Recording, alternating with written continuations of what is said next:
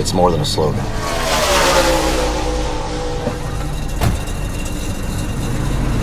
Whether you're on the track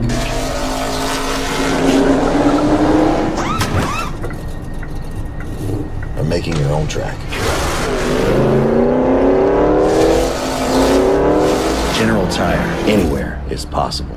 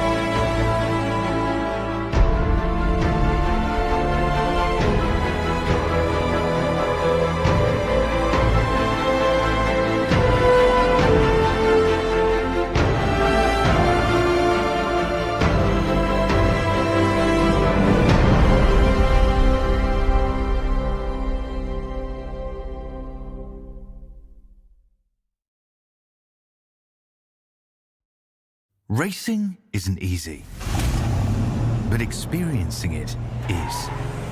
iRacing puts you in the driver's seat with the industry's leading sim racing game. Drive on laser scan replicas of the greatest racing circuits from around the world. Go head-to-head against other drivers chosen by skill-based matchmaking to ensure competitive racing at every level. Compete across all your favorite series in officially licensed cars engineered to deliver the most accurate driving experience possible.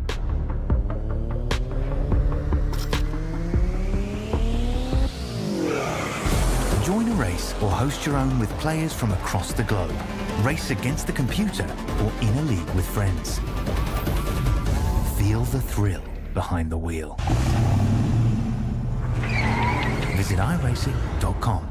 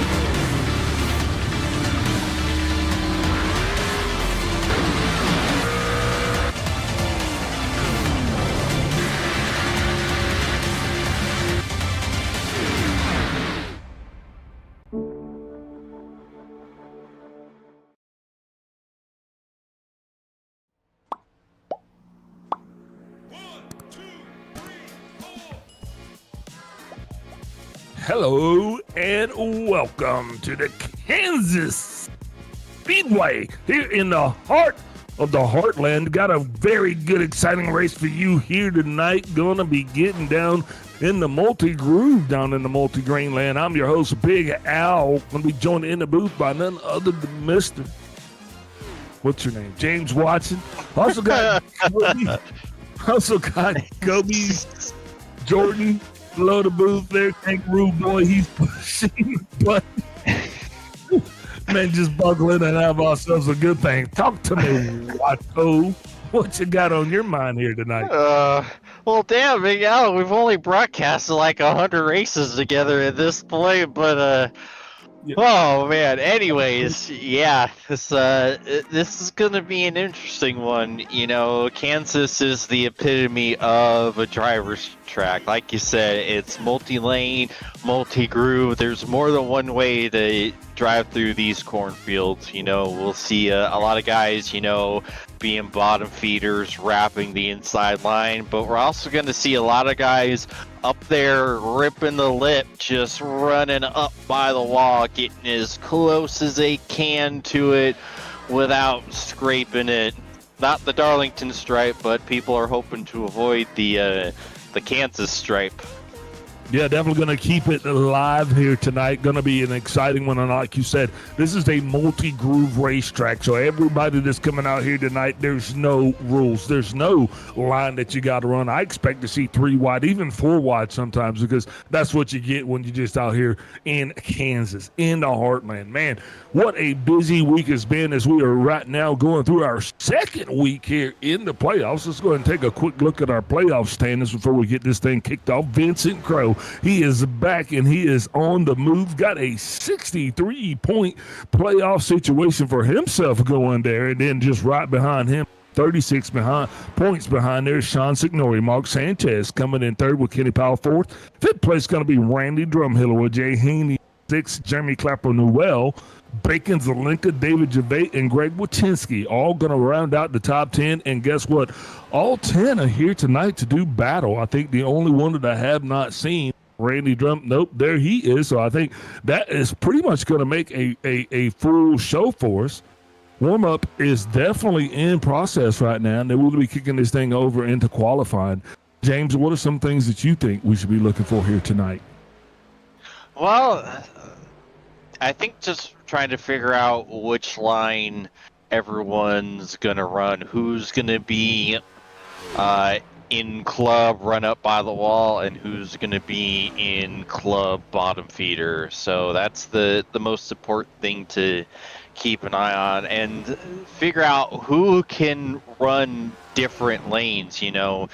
Because if you're going to try to make passes here, you're going to have to figure out a different lane to do it. You know, we all know the dirty air on these cars are ridiculous. And we do know that the majority of races in real life here end up with guys running up by the top. So if you're going to be able to make passes and hold on to a position, you got to be able to run different lanes throughout the race. So those that can do that are going to be the ones that are hard to beat.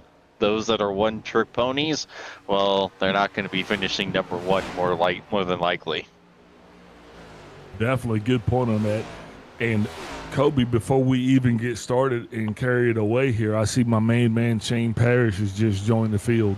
So if you could go ahead and color me up a Parrish pin there, put that 66 down for the Big Al, I'd appreciate that. You know what I'm talking about.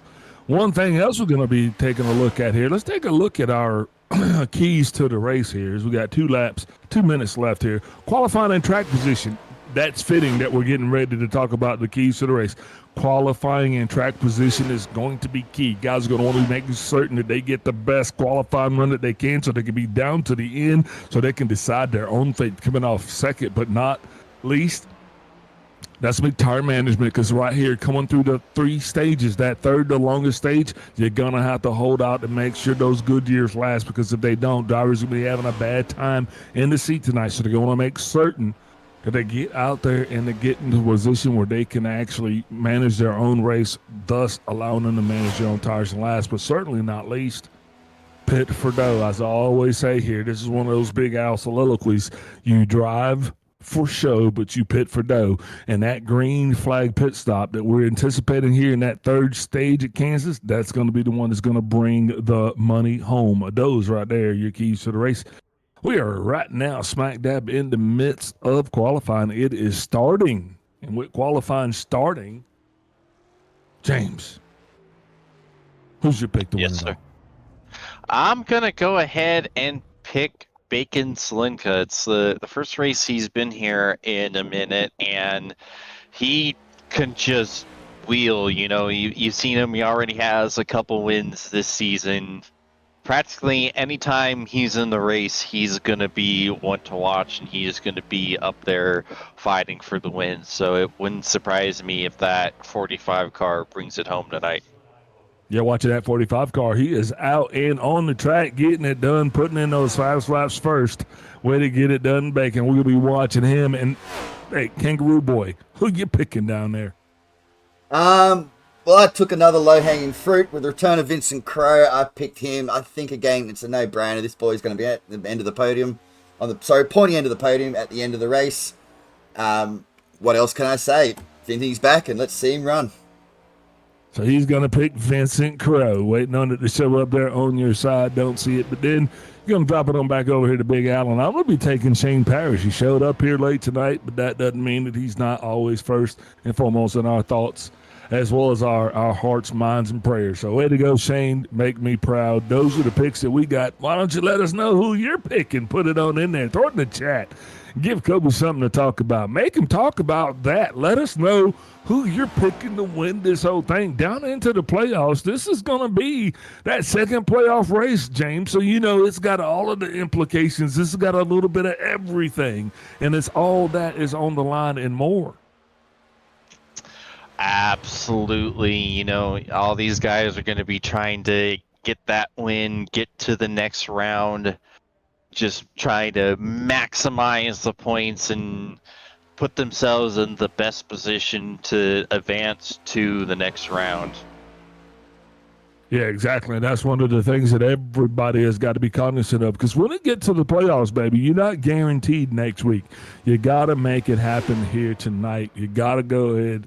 You got to suit up. You got to get in the paint. You got to put the big boy pants on, if you will.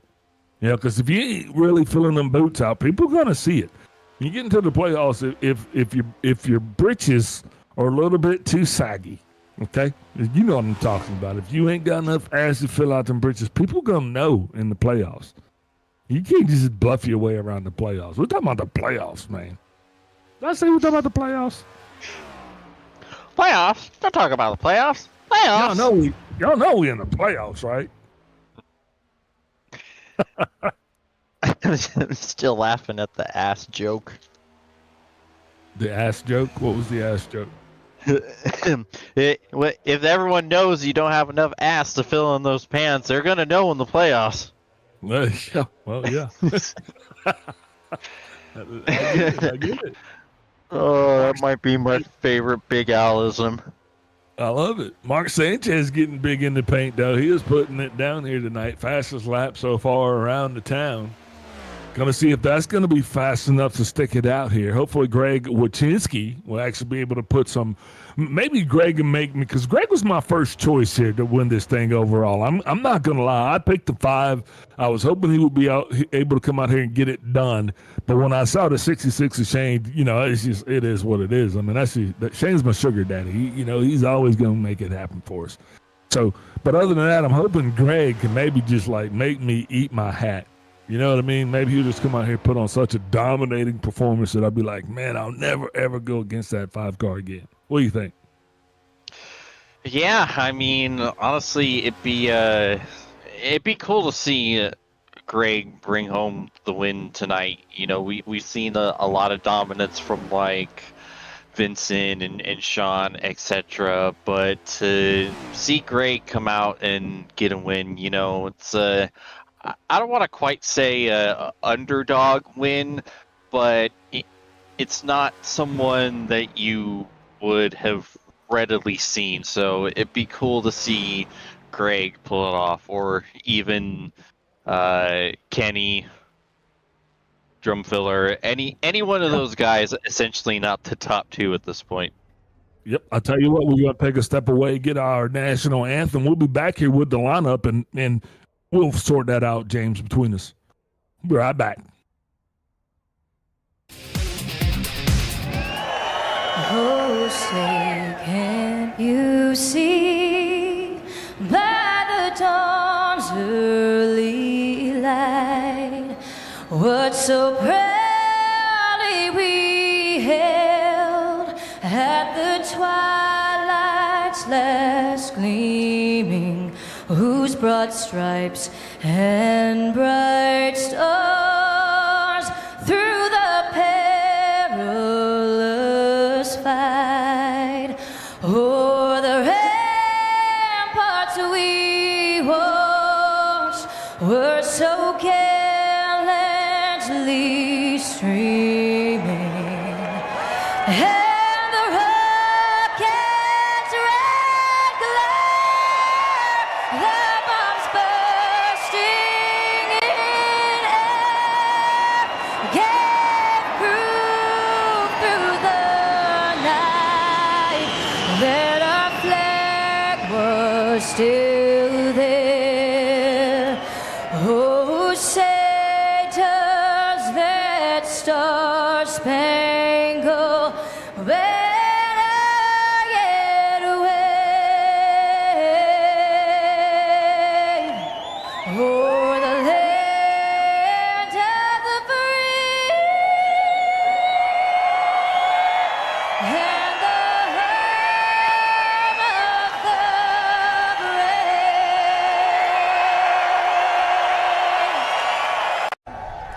Race fans, it is time for those most famous words in motorsports. Drivers, start your engines! And we are back. Don't forget to like, subscribe, and ring that bell. Got our lineup here tonight. Getting ready to kick this thing off. Going to be super excited for the Fall-In 250. On the pole, none other than Mark Sanchez. He's got the boss, Kenny Powell, going to be on his outside. The third row is going to show, second row, sorry, Bacon Zelenka. He's got Rundy Drumhiller running on his outside. Then we got Jay Haney with Greg Wachinski in sixth. Seventh place shows Jeremy Clapper Newell with Shane Parrish in eighth. Ninth place shows Vincent Crowe with Sean Signori rounding out the top 10. 11th place is going to be Paula Olsen with Jay Collins on his outside, and 12th and 13th is going to be David Gervais rounding out this 13-car field, getting them lined up, ready to go. Lights still on the caution pace car, and up lights are off. Go ahead and get a real quick run with our track facts. If you could go ahead and shout that off for us. Yes, sir. Stages for tonight is 35, 60, and obviously going to lap 167 to get the checkered. Fuel mileage is going to be about 65 laps, 75 degrees air, 90 degree track. Pretty decent wind speed at 13 miles an hour. Pace car's off and away, getting ready to kick this thing off. Mark Sanchez lining us up through the Geico restart zone. Here he goes. That green flag is out, and Mark is on the loud pedal. Outside line did not get the memo. Randy Drumhiller really dragging, not the gas, but dragging ass just a little bit. Randy's still up there by himself. Greg's trying to figure out a better way to go. Lots of action going down around the bottom of the racetrack. Up front, those story stays the same. Randy Drumhiller, your leader. Got a car now trying to come down on the inside and making a move. That's going to be none other than Vincent Crowe. Vincent on the move now. He has got Mark Sanchez in his sight. Sanchez comes down. He's going to block late. Expect to see lots of blocking late right here, as this is going to be wide open just through 2 laps right here. Now Vincent Crowe going to come down under Sanchez. Vincent Crowe going to be your race leader through 2. Yeah, you saw Vincent wasn't leaving any time. He was going straight for that lead ASAP. That was some tough, aggressive racing. Got a little hairy there when they were going through the tri-oval, but we were the 47 up to P1. Indeed, lots of racing going to happen there tonight. And one thing we always talk about, this is a multi-groove racetrack. So drivers are going to be wanting to fill it out, especially through that first stage, because I truly believe that this is the best car that we've ever brought to this track. And this being one of the tracks that is best suited for this car, tonight I think everything's going to come together, and we're going to see if this is actually going to be what the race gods have given us. But right now, Vincent Crowe's be doing everything he can to maintain his line share of the lead. Sanchez starting to just kind of get into the row a little bit. And I think at this point, guys are just starting to kind of sense and feel each other up a little bit here. Just kind of feel each other out. Sorry, not feel each other up. Wrong day at the office. Wrong day at the office. That's next week. What type of office are you working at? Yeah, And are they hiring? You know, it's the progression recession days, you know. Oh, Lord. And speaking of hiring, though, really wondering what's going on with Kenny Powell, him in the 45, Bacon Zelenka, not getting the best start. They're not probably up here. Now, normally that would be something that you would probably have wonder or worry about, but, you know, this being a stage race as well as a playoff race, they're not going to gain a whole lot by being high up in the stages. Where you're going to make the money tonight is definitely going to be where you finish. And like you said, this is one of those where if you win, you're in. So a lot of guys, you know, Bacon's he's already secured his spot. You know, a lot of guys going to be wanting to win to get in. Absolutely. And yeah, you saw Kenny and Bacon both started from the pit. So that was a big move. Yeah, well, that big move came from the 66 of Shane Parrish. And don't forget, Shane started this thing way back there in 8th place. Now he's all the way up in 3rd. So he is definitely making big moves as he's on his way to the front of this thing.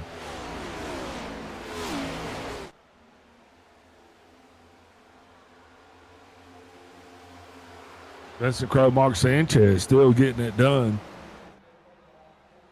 But now, right there behind them, you got Jay Haney. And Haney, he is loving the view that he is getting. Because one thing about this racetrack also, it gives you the great, unique opportunity to kind of try different things. Not everybody's going to run the same line here. So, you know, if you find yourself in a situation that maybe you can go to school, you know, get some free learnings off of somebody, this is another one of those tracks where you will see people doing just that.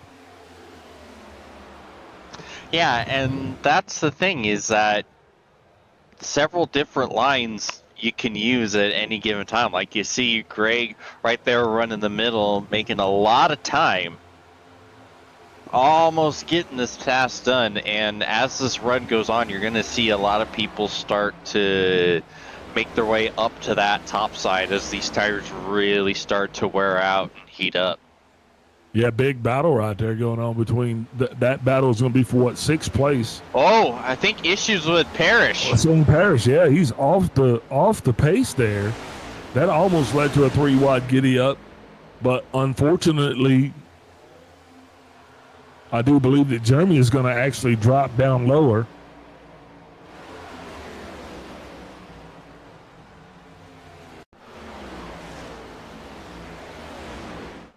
He might. Oh, there it is. He's into the wall. Oh! Into the 19 again. Somehow. That was just rough. Yeah, Looks somehow like he that was didn't just get a little bit of meatball. loose situation. Yeah. Oh, yep. And he is officially retired from the race. Yeehaw.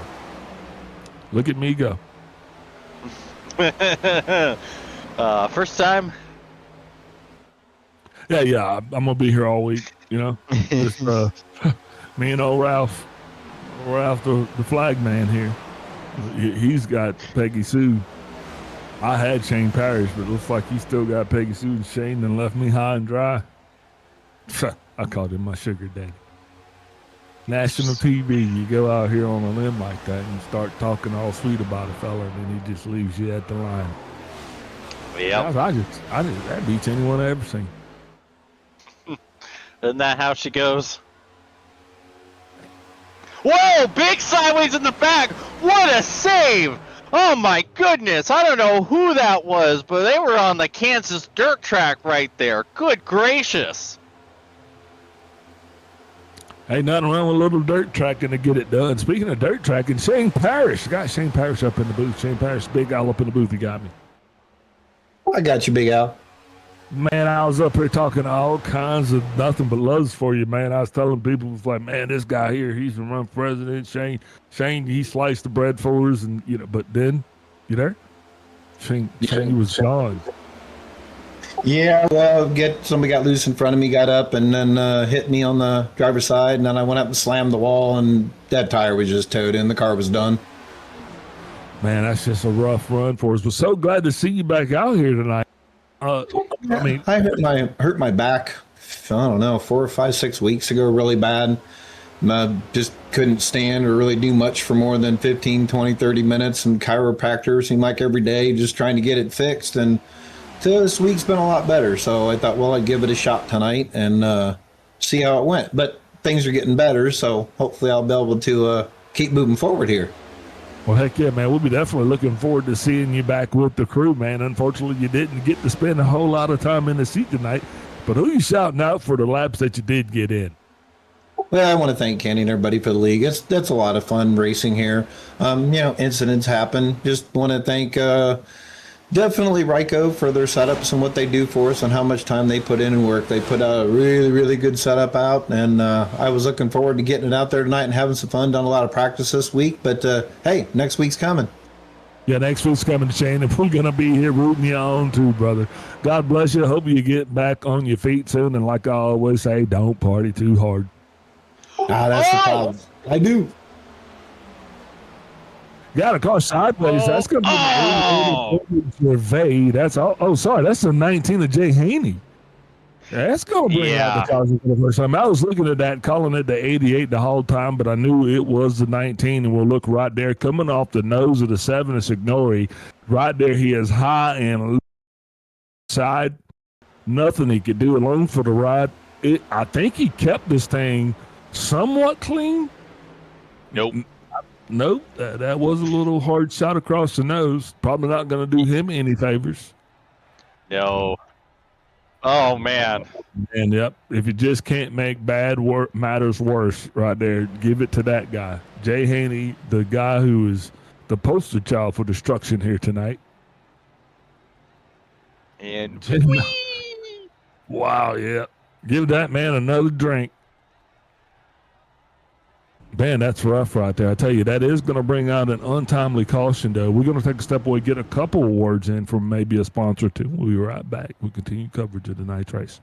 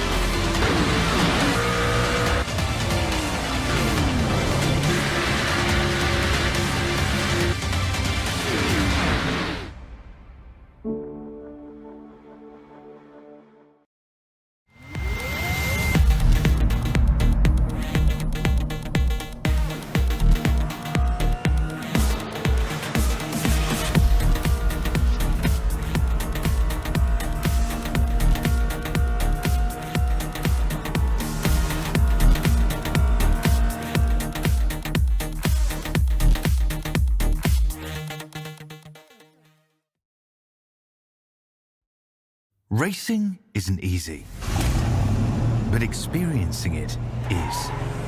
iRacing puts you in the driver's seat with the industry's leading sim racing game. Drive on laser scan replicas of the greatest racing circuits from around the world. Go head-to-head against other drivers chosen by skill-based matchmaking to ensure competitive racing at every level. Compete across all your favorite series in officially licensed cars engineered to deliver the most accurate driving experience possible.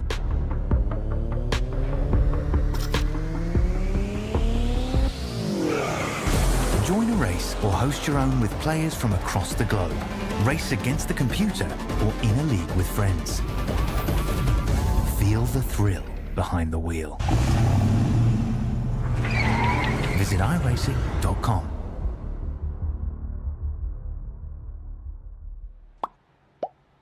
And we are back. We'll continue coverage of the night's General Tire 250 right here at the Kansas Motor Speedway. I'm your host, Big Al, joined by none other than James Watson.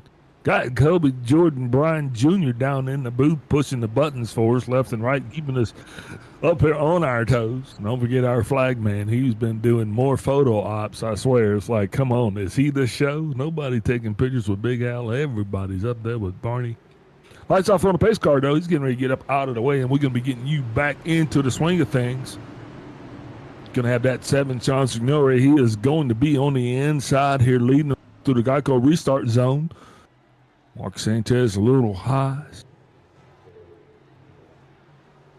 Off and away goes Signore. Just like last time, bottom line's gone. Sanchez, way better start. Big was followed through the field. Single file line through the first 4. Rest of the field still waiting on the memo, trying to get it together, trying to get it engaged. A little bit of a drag up there by the 43. But we're back at it, baby. We're back at green flag racing here, trying to get it done. James, what you thinking? I'm thinking this restart is spread out a lot quicker than I think any of us would have expected. Okay, now that we say that, it's starting to get double file again to Sanchez, looking to the inside of Signore. But yeah, not a whole lot of side-by-side racing right now. Yeah, not a lot. We did have some takers on pit road, so we'll be watching to see how that alters the strategies. But other than that, the story's going to be we're back under green flag racing, just about 13 laps to go in stage 1. Late stage caution came out, single car spin. That was Jay Haney. Back at it now, no other contact, no conflict. Everybody seems to be trying to find their way. And a little bit of a tussle up there. Got a car coming all the way down through the inside.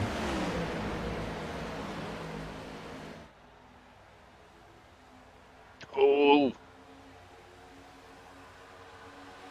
almost 3 36 wide. Collins. Jay kind of shot high from the wall all the way down to the inside there. Clean move. Not saying anything wrong with it, but yeah, just a blue streak of lightning it was. And then he goes back up, makes a little bit of contact. So that just shows, that's what we're talking about. We're talking about that driving line, how some cars are going to go low to high, high to low. Some cars are going to stay in the middle. Some cars just going to stay low. That's Kansas. And if you're not careful, you're going to go from high to very, very, very low. Inside wall low. Yeah, emotional low.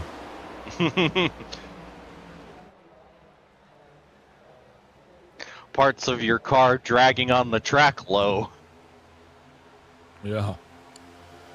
Our rating's low. Damn. Man, you know it was there. I had to take it. And I'm getting reports that Big Al, you have just been fired. Well, it was nice working with you. Volunteers. No, they drain up around the outside, hugging that wall. That's going to pull a lot of tense off of his time. Now he's going to be trying to go back low, trying to get that back off, but he is going to get some company from that one. Going to have to figure out his race strategy because you're going to have right there, it's going to start to stack up.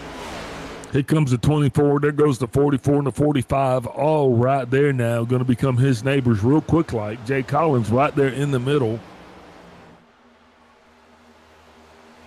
Jay starting this thing off in 12th spot.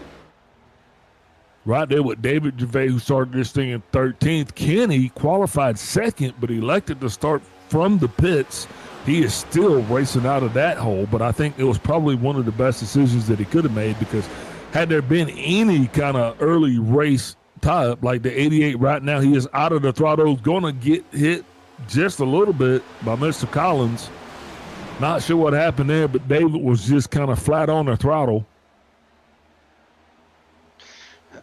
Did something happen to Vincent? Because he's outside the top 10, 7.5 seconds out of the race lead.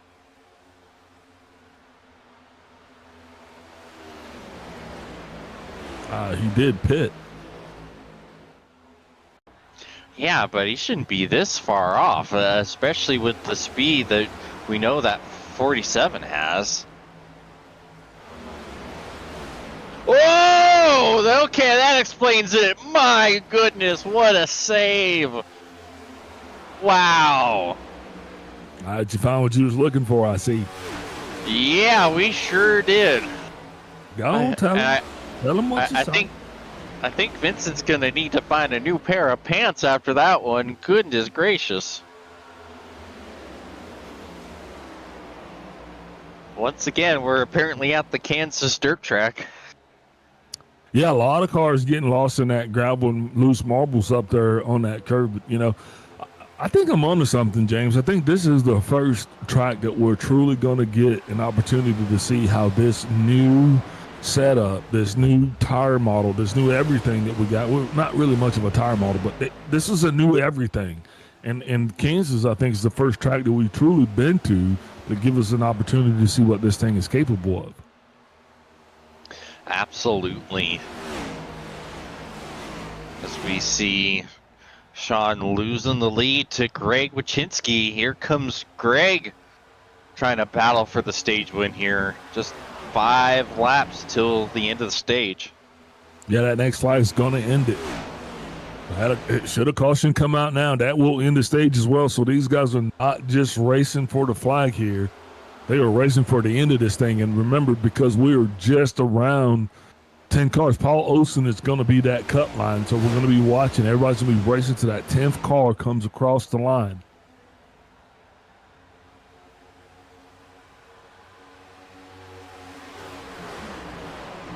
Greg Wychinski, your stage leader now, out front getting it done. And I told you, I said, Greg, make me regret not sticking with you, buddy. Yeah, and so far he's proven that right. I'm still gonna stick with Shane too. Shane's my buddy. Glad to see him back, man. Anytime we get returning drivers back here, that always makes me feel chuckle happy inside. 2 laps to go here before stage 1 is in the books. The stage 1 story, 2 lap changes. We had Mark Sanchez, we had Mr. Vincent Crowe, and now it looks like Greg Wychinski is going to take this thing to the house for us. Even had a little Sean Signore action up front. Yeah, it's just unfortunate for Shane that he perished so early in this race. Thank you. I'll be here all week. See what you did there.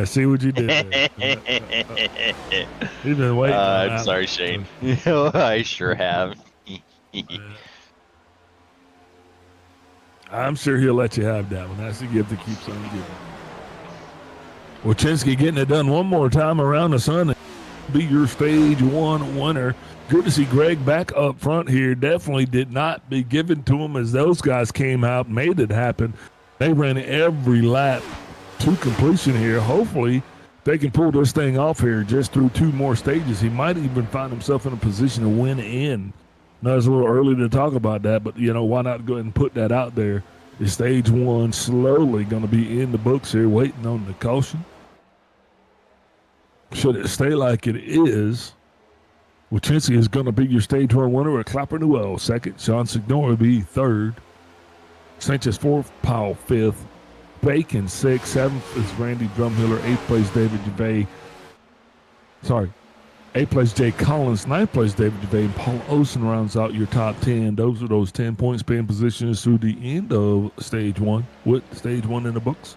Take a step away. We will be right back with stage 2 coverage.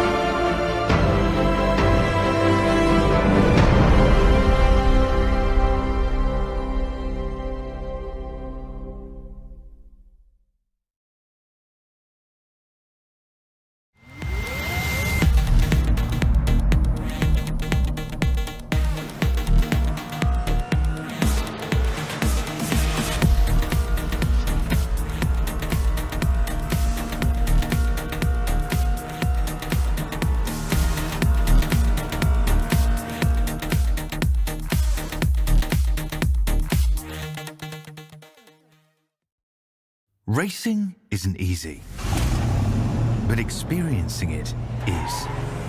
iRacing puts you in the driver's seat with the industry's leading sim racing game. Drive on laser scan replicas of the greatest racing circuits from around the world. Go head-to-head against other drivers chosen by skill-based matchmaking to ensure competitive racing at every level. Compete across all your favorite series. In officially licensed cars, engineered to deliver the most accurate driving experience possible.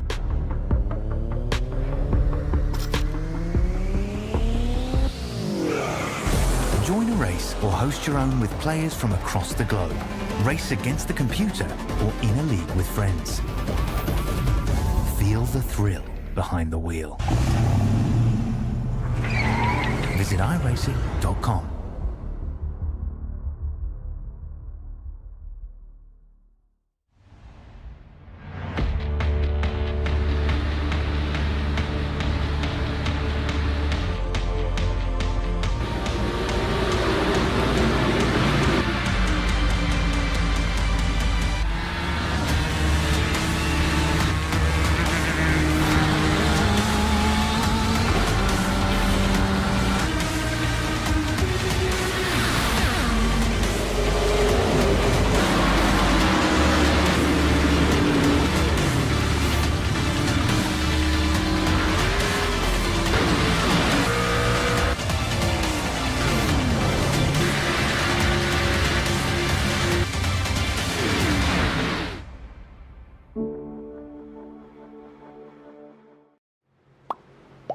Back, lights off on the pace car. He's going to be getting ready to get up out of the way, and we're going to be ready to get back at it. Jeremy Clapper Newell here with some laps on his tires, 21. He's going to be leading you through that restart zone. Here we go, seeing if we get it going for the first time, actually the third time tonight, that guy called Restart Zone. Just not quite working out for everybody. Top line still catching Z's. That's the best way I'm going to say that. Wachinski was up top that time. He didn't get the best start. That's going to come into play here. I guarantee you, if this race continues on and we get later into the stages, you got to watch how effective these guys are on the restart. Now we're watching Mark Sanchez now. He is up in fourth place, going to bring that down together. Jeremy Clapper Newell is going to bounce all the way from first to third as he starts to figure out where those good years are going to kind of settle in. Sean Signori not wasting any time. This is the shortest stage, so he's going to go ahead and get out front.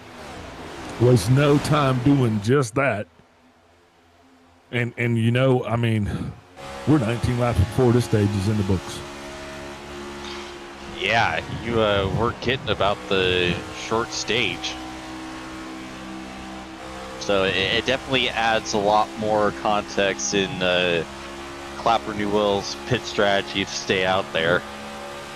He's saving a set of tires. Worst case scenario, you know, he'll have a set of Goodyears to play with towards the end of this thing. We did see some guys kind of come in. At least two teams came in early on that initial caution that we had that was actually brought out by Clapper Newell, if I'm not mistaken. Nope, sorry. There it is again. That was Jay Haney. I'm going to find these cautions. I'm going to pin the tail on the donkey. Kenny Powell making his way through the crowd, though. Right now, he is going to be slipping up right on the outside of the 44, looking to try to get an advantage on the 45. Powell in sixth place right now. If he plays his cards right, that will get him a high tonight spot in the top five for the first time besides his qualifying effort. So good to see that he has made his way up here to actually come and race. And Powell's due. He is due to have a solid run here tonight. Those guys, you know, excellent qualifying runs, so they showed that they actually have a car fast enough to do this. If he can just stay out of trouble, if he can just take and take that page that Shane Parrish had and just frame it and put that away and get his own page, I mean, and start all fresh and anew tonight, imagine that if the 24 crew could pull in a win. Absolutely. And gotta give a shout to Jay Haney. That 19 car got some heavy damage, but look at that. He's still hanging in the top 10 even with that right bucket of...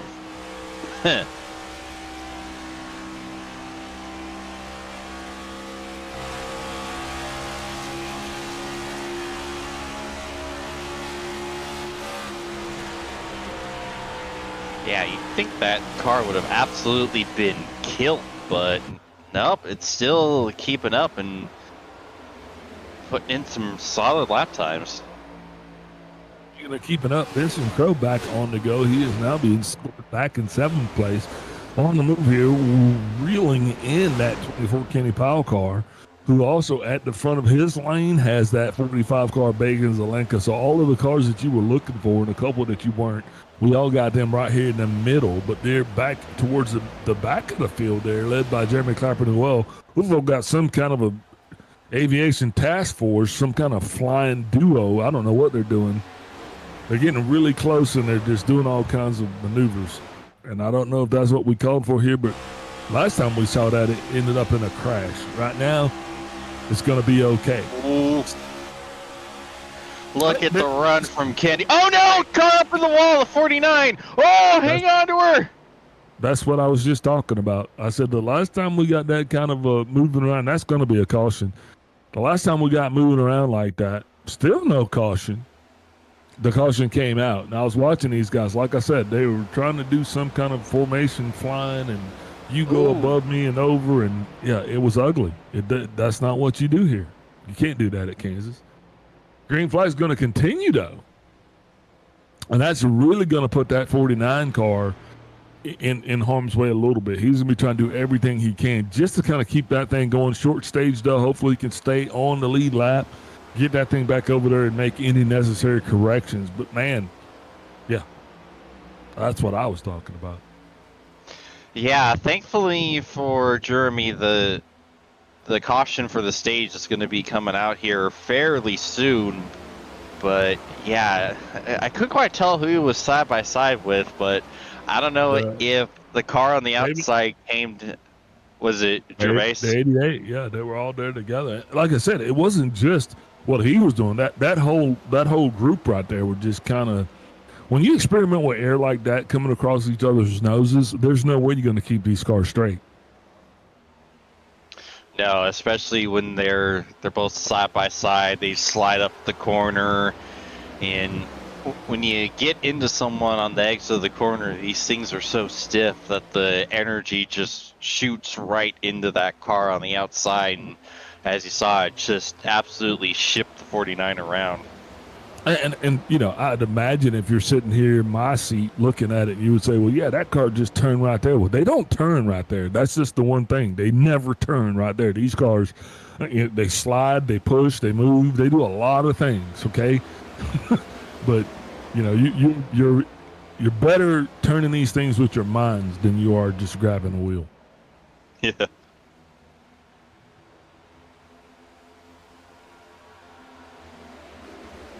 Does that make sense? I think that does make sense. It does.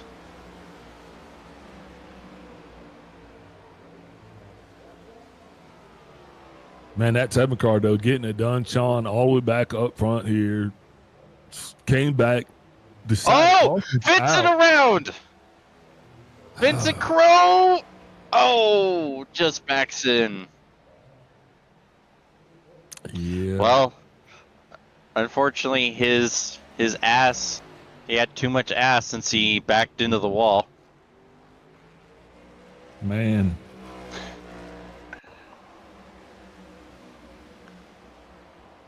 What lap was that? 53. So that is not going to end the stage. Still going to come back out. That will mean this stage will be a shootout. You're just watching that single car spin right there. Vincent all the way down on the inside. Hard right rear quarter panel. But I don't think that's going to hurt it too bad. I think that'll buff out. Yeah, it was a pretty flush hit with the wall, so I can't imagine it would have done too much damage. Well, it's a good thing this is virtual because the rearward hit would have probably given him a concussion. Sad Kurt Busch noises. Thinking 50,000 other reasons why it's a good thing this is virtual. But I'll stick with your one. Lights on the pace car. This one's going to be a little bit of a ticker here because the question is, you could actually short pit the stage on this one if you wanted to, if you were just looking for pit position, for track position. It's going to be a very short run. I don't know. What are you thinking? Not worth the risk? I think if you need points, you definitely try to do that. If you're someone like Sean who's been leading the race, I think you definitely have to look to maybe pit here. It depends on how many come in, really. I mean, we know the 49's going to come in and get his damage repaired, get that set of tires he saved himself. Yeah, he did that already. I was just wondering if anybody else was, that would have been the keen opportunity if you were going to look for something to separate yourself from the field, but apparently no takers here. And keep everything the way it is. Lights off on the pace car. We're getting ready to get these things doubled up again.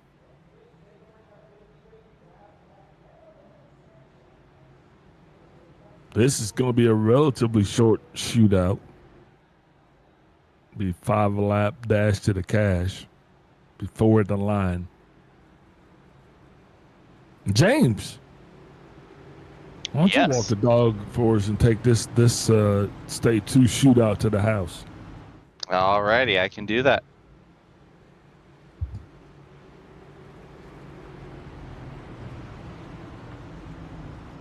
Stage was 60.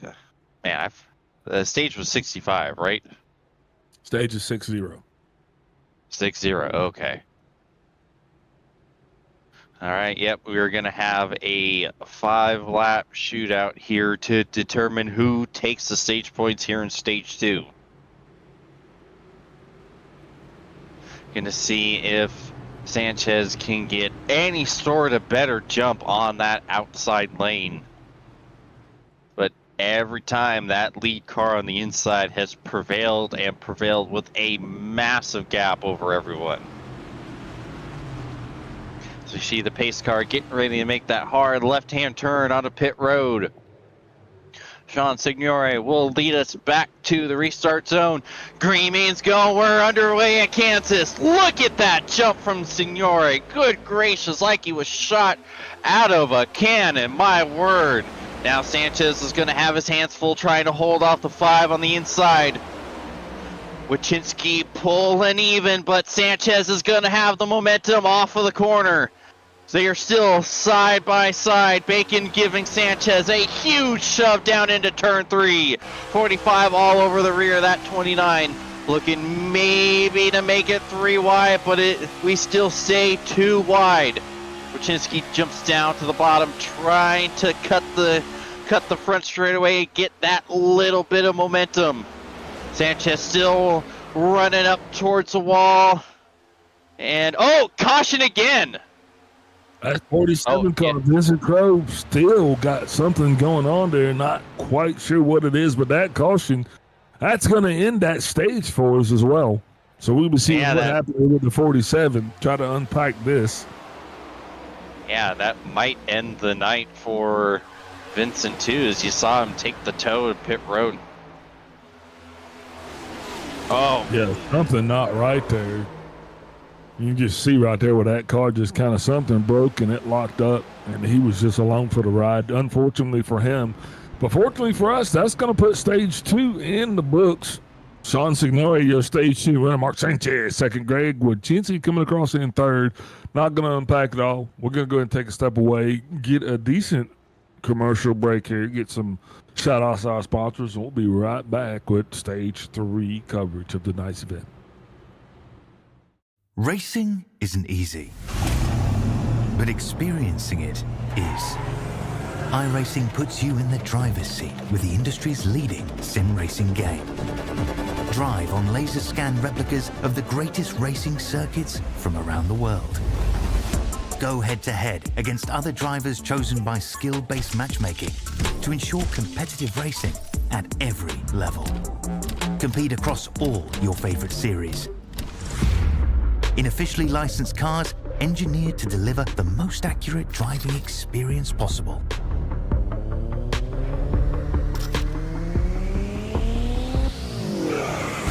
Join a race or host your own with players from across the globe. Race against the computer or in a league with friends. Feel the thrill behind the wheel. Visit iRacing.com.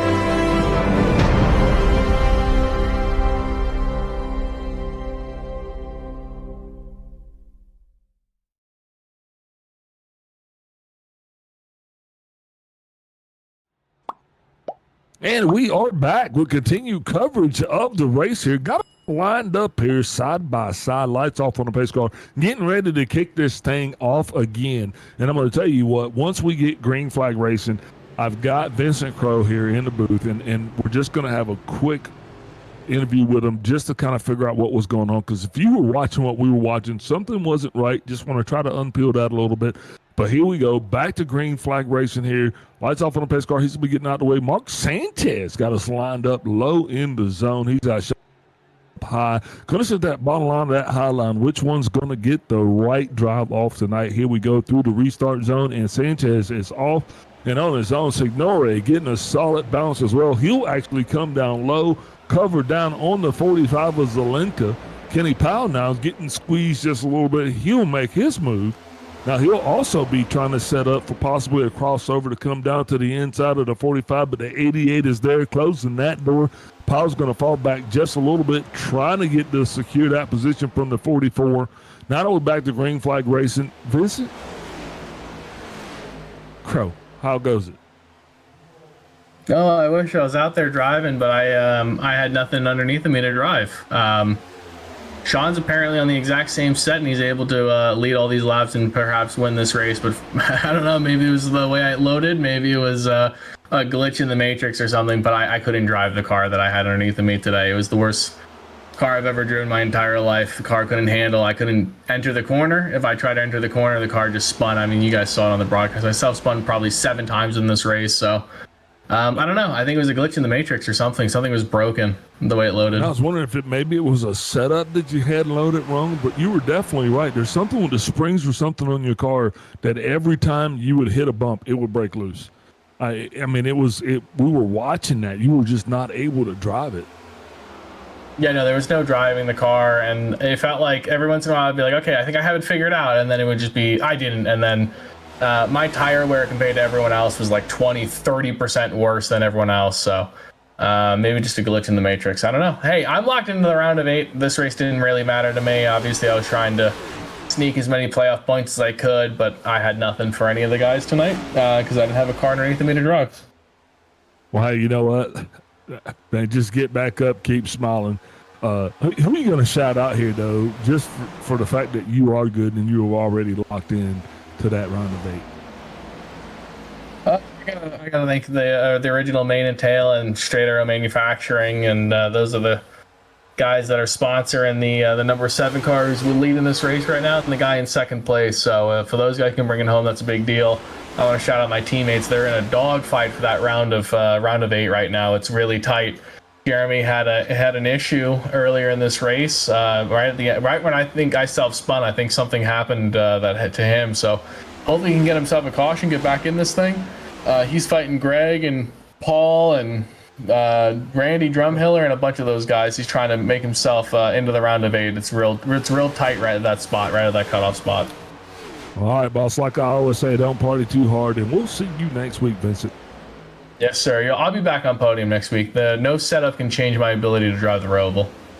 All right, there it is. Vincent Crow, you heard it from him first. Back at it now, back down on the racetrack. Green flag racing continues, and boy, is it getting mixed up here. Sean Signore, he is your race. Has not changed. The things that has changed behind that, though, there's a little bit of a shakeup there because, like he said, you got Bacon Zelenka and David Gervais now running up strong up front here, trying to sort it all out. As we did see, Greg Wachinski had some significant connection issues that actually has put him almost a lap down. He is he's actually 3 laps down at this point. So I think that's pretty much going to destroy any chances he had of coming across with a win with this thing here tonight. Shoe leather does not taste good. Thank you, Greg, for saving me. And James. Yeah. You bought all that? Yeah, that's heartbreaking for Greg. Thankfully, he was able to get in pretty quickly, but he's still 4 laps down. So, with clop renewal still being 1 lap down, Greg is going to need this race to turn into an absolute dumpster fire if he's going to get back in it. Of course, it had to happen after the stage cautions already happened. Yeah, I don't think at this point, I don't think Greg's crying about this one. I think this is pretty much a wash for those guys tonight.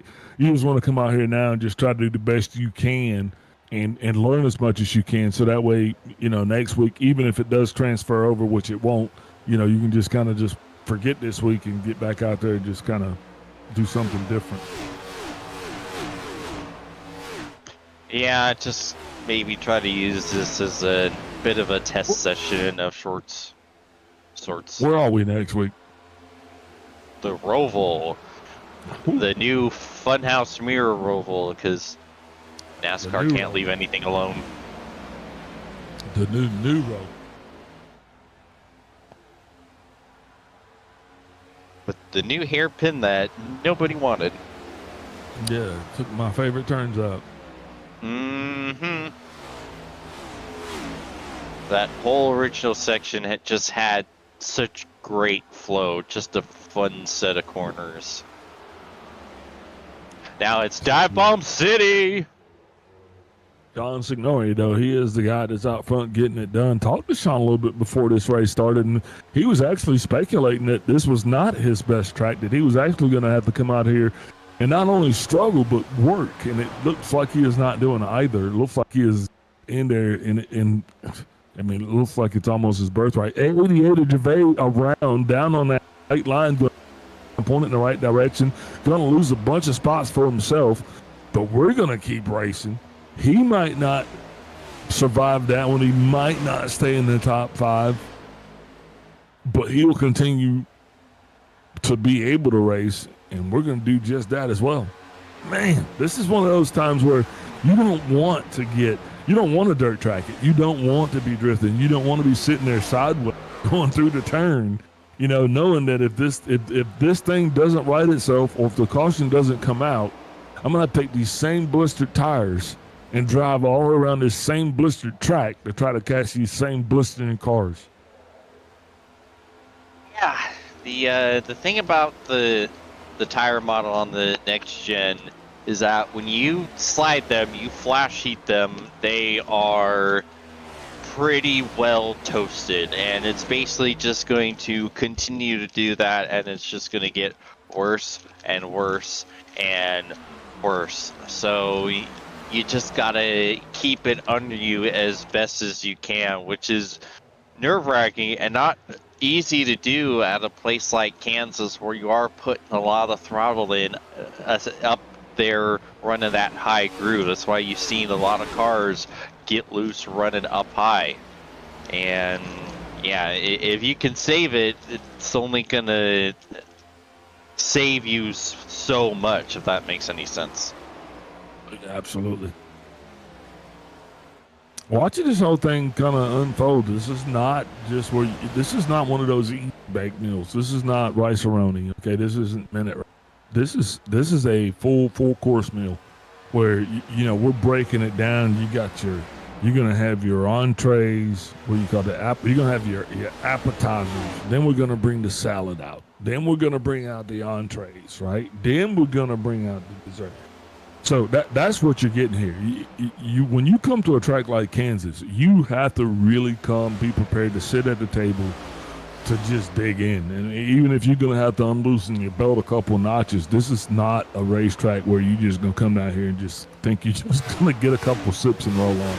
And everybody in the 7 car will tell you, the 45 will tell you, the 24 will tell you, everybody that's down there, they're getting everything they bargained for and then some. Yeah, so I suppose by that logic, poor Shane Parrish didn't even make it to his seat. No, man, his eyes was bigger than his stomach. Seen that? I mean, Shane went out on the entrees. On the appetizer. Don't fill up on the appetizer. You just had a bowl of the complimentary bread and bounced. I mean, bad luck and dum-dums. That's what kind of got me here.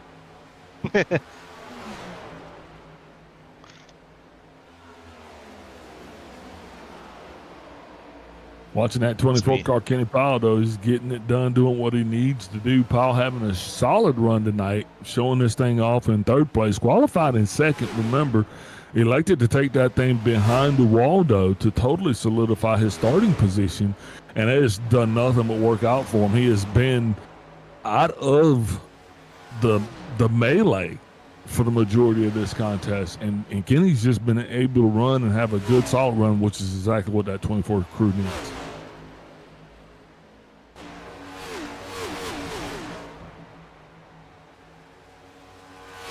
We continue to see this battle waging on. These two have not left each other's sight for, feels like the entire run since we went back green.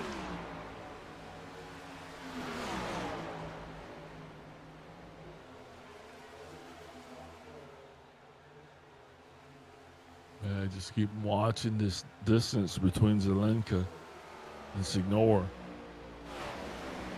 And they're still kind of staying right there even. It's like everybody's cars are just kind of like at that same flat spot. And nobody's able to gain any ground right now, if that makes any sense. Yeah. It's almost like you want to just put a row outside the car and just help these guys row faster. Like, come on.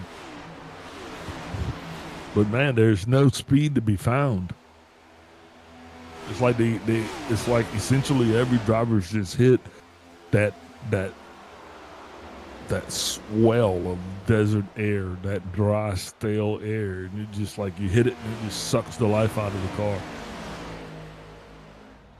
Yeah, they're giving it all it's got, but they're driving it pretty much on the edge at this point.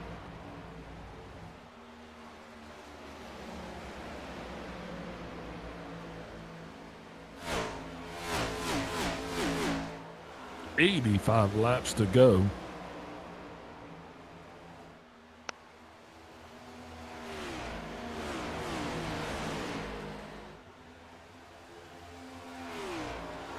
And we're taking this one all the way down.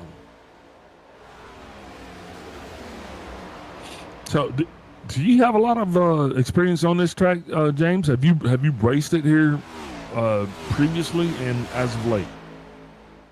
Yes, in fact, I raced Gen 4s here the other night, and this track actually comes up on the Silver Crown schedule on a regular basis. Plus, I've driven pretty much every stock car around here, plus the IndyCar as well. And it's well documented that I am not a fan of mile-and-a-half tracks, but I would have to say this one's probably my favorite, just because how many different, like we've said a million times already, the different lines you can use, different ways to try to get around someone.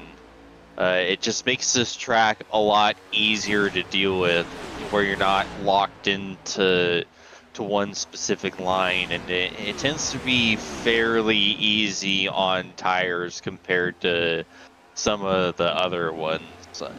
Now, with that said, I still always just right around the bottom, so the options are nice, even though I don't really ever use them for the most part.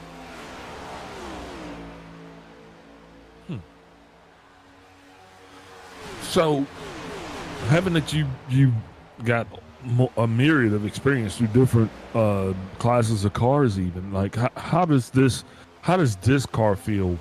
This setup this week, is this something that is this epic? Or is this something like we waited for, or is this just like another week? I'd say it's a little better than just another week. The way the car handling, it's fine. Charlotte and Chicagoland and tracks like that tend to be a little more difficult.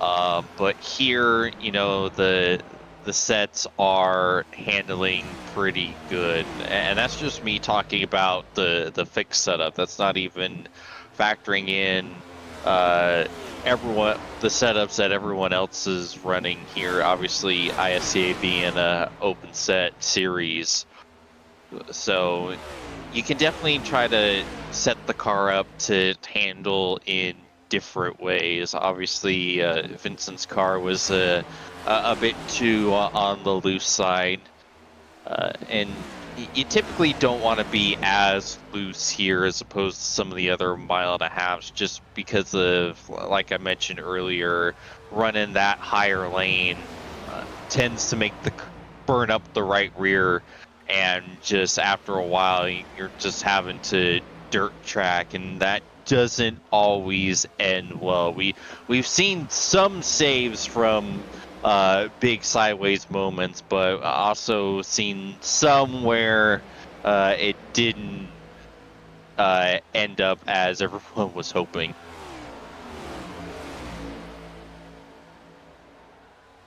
Yeah, I'm just, because it seems like we came into this race with so much promise, I guess, and now that we're here, it's almost like no one's excited. I'm excited. I'm happy to be here.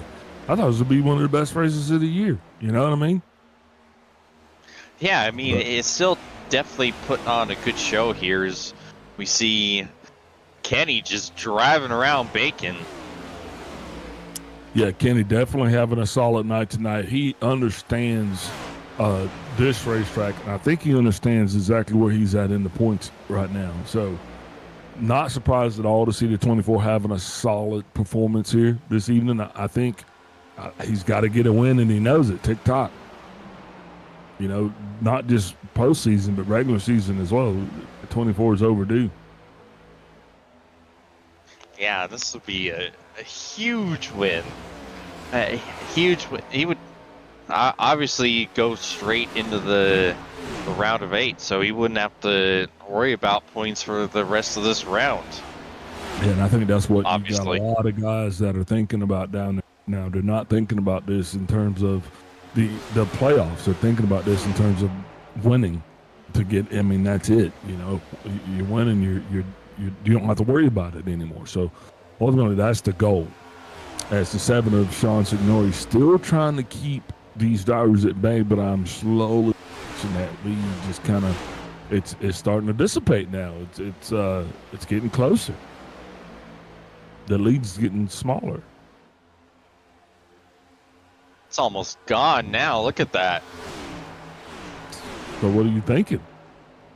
I think Kenny Powell's about to take the lead.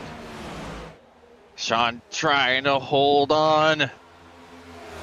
This is going to be an easy move. As we always say, catch them is one thing, pass them is a whole another story, especially here at Kansas where the outside line is where you want to be.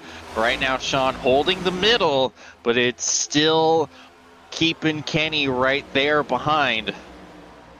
Got all that momentum from the higher lane. Kenny trying to maybe do a pseudo slide job, not quite clear.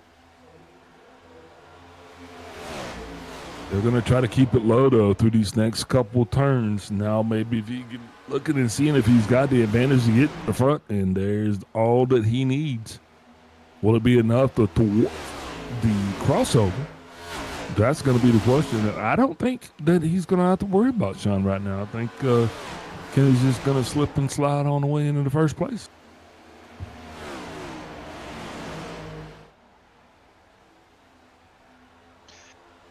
Yeah, it's just wild because it seemed like Kenny just almost drove up out of nowhere. Taking care of them good years.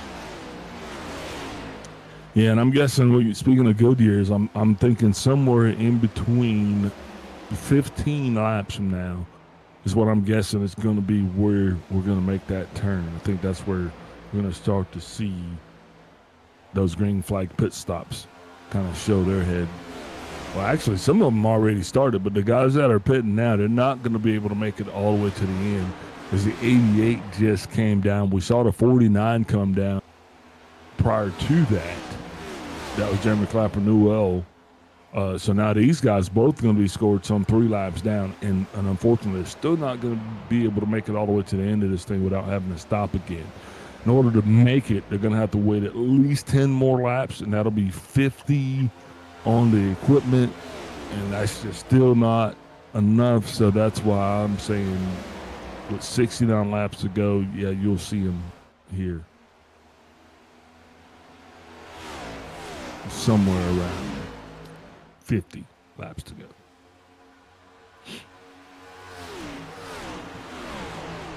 That makes sense? It does. It's Carolina math.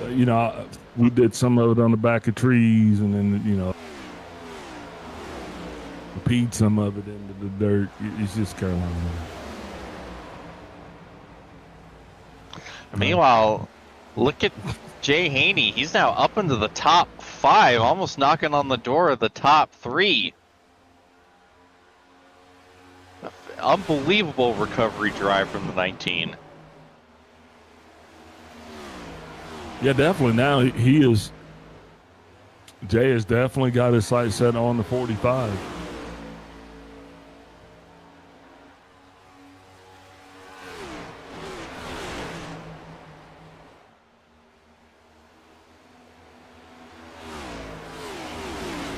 Meanwhile, Signore, go on, Big L. Jay, kind of got a little sideways early on, bottom line, and they've been battling to try to get out of that hole ever since. Done a good job, been consistent, and now, who would have believed if you would have told him coming in, with 66 laps to go, that he'd be dialed in right behind the 45 Bacon's Blanca. Bacon, who's definitely a pretty strong shot at winning this thing. So that just lets you know that Jay's still in it. Yeah, Bacon running well despite being saddled with the Watson curse. Yeah, big stories though up front though. Kenny Powell definitely loving what he's doing. Now he's actually getting away to a little bit of a lead. Kind of stretching his legs out just a little bit. 65 laps to go.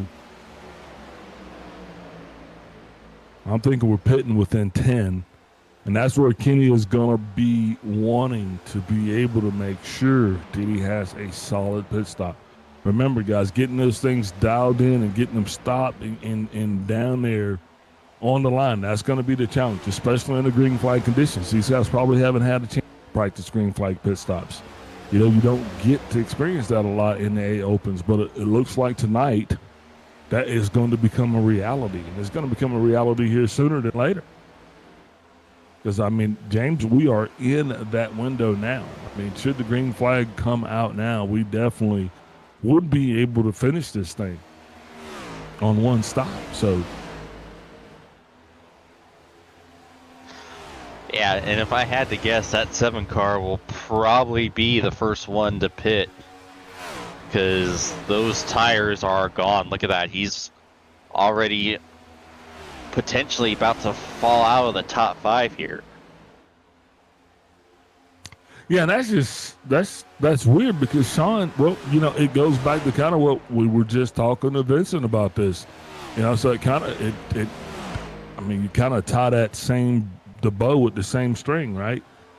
Because if Sean's car is, well, look, if Vincent's car was handling like crap, Sean's car should be handling like crap. And now we're starting to see that as that 7 car is on a downward spiral through the field. And he has to stay out. He cannot pit now because, I mean, he's only going to do that death spiral one more time. So he's got to try to hold on to it for as long as he can, you know, until at least we get in the green flag pit stops. Because, I mean, I don't know. I don't know if that car is going to be decent enough to make it to the end of this thing.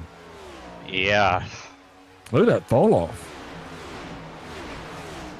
Yeah, from absolutely dominating in full command of this race to chilling in P6 now. Well, and not just chilling in P6, but with one of the slowest lap times on the board. I mean, you gotta keep that in perspective because he's not just staying in P6; he's not getting faster.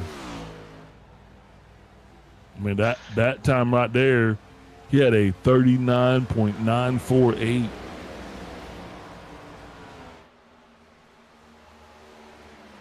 A 30.952 on the last one. So he is significant. He's hurting. They're hurting for certain. Yeah, thankfully for him, he's still got about 5 seconds back to Collins in 7th, so he might not lose any more positions, but yeah, you gotta think he might be looking at some sort of an adjustment on the pit stop. Well, I'm calling pitting in 5 right now. That's what I'm seeing. That's where my Carolina math has me. I think your Carolina math will probably be on point here. And look, that gets him to pit road. Okay, that gets him 4 freshies on there and a shot at getting back out here and making up some time. But the harder he drives to get to the front, the faster he's gonna, and the harder he's gonna fall to be at the back. So something's got to give with that 7. And Sean, I don't think this is an issue of you not liking the track. I think you just got a bum car right now, buddy, because he was driving solid. But that long run just destroyed that car. And look at this, Jay Haney is starting to run down Kenny Powell. 46 is on pit road. That's telling me that my spidey senses are tingling. That's letting me know that we are in the window for green flag pit stops. Just don't know the order of those stops. That's going to matter, though. Well, now we're going to see who's hurting the, because he who hurts worse pits first.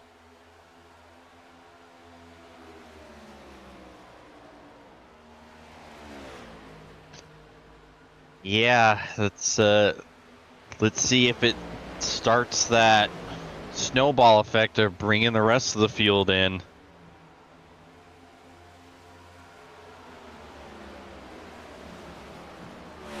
+5, we'll see.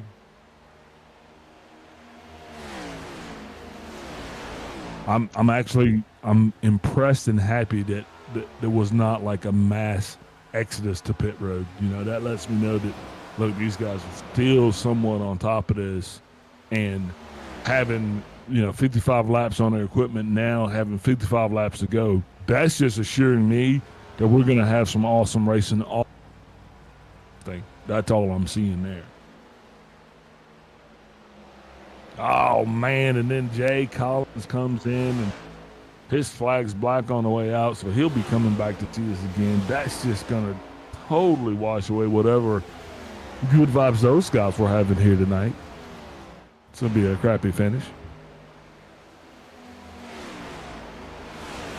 Collins now being scored in the 8th place, some 3 laps down, but that will change. The 43 car making his way down pit road, that's Paul Olson. Paul's going to be scored right now in 7th place. That means 7 cars on the lead lap, to include Olson. At this point, waiting on, there's your Kenny Powell. Kenny Powell, your leader's on pit road. All right, so that's it. Now everything goes haywire. Yeah, now we see who wants to go with the undercut, who wants to go with the overcut. Obviously, Kenny bringing it down, going for the undercut. Yeah, I think that 7's coming. I don't think he really has a choice.